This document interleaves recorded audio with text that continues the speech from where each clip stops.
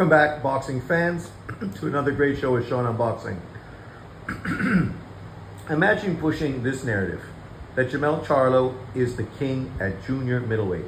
This is a fighter who's going on 3 years of inactivity from the 154-pound division, meaning that the last guy he fought at 154 pounds to defend his undisputed titles was against Castano, right?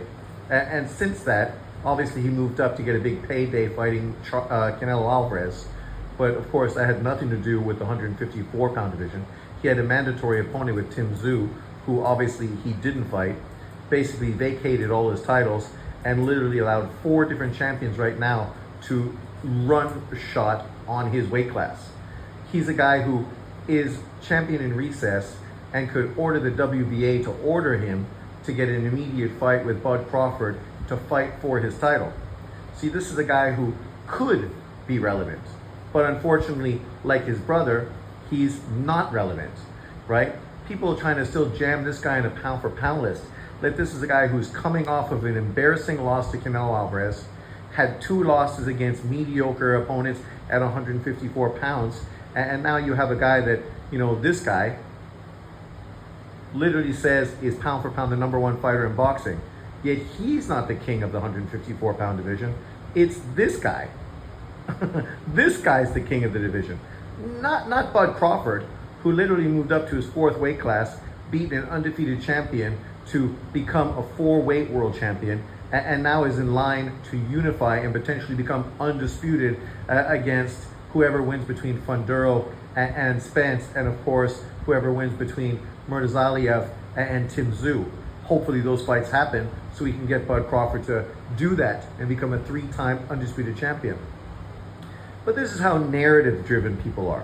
Like, this guy is always looking for somehow how to jam a black American fighter into his pound-for-pound list, because currently there are far too many non-black Americans who are reigning over the pound-for-pound rankings, right?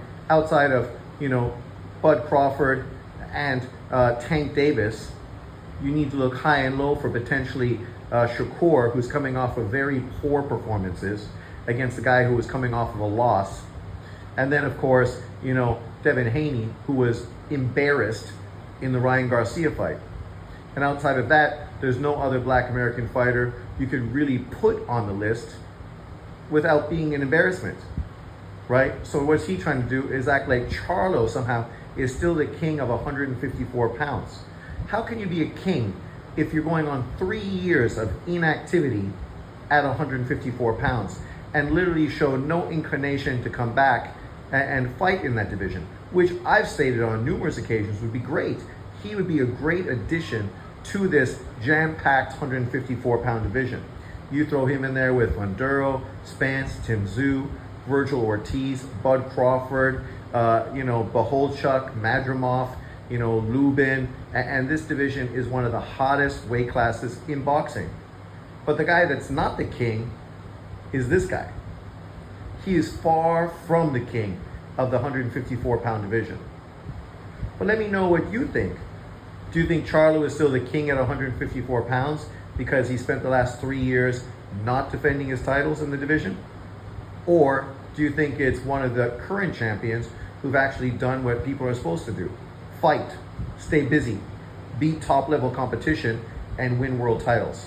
Or is Bud Crawford just getting titles? Let me know in the comment section below. Thanks for watching.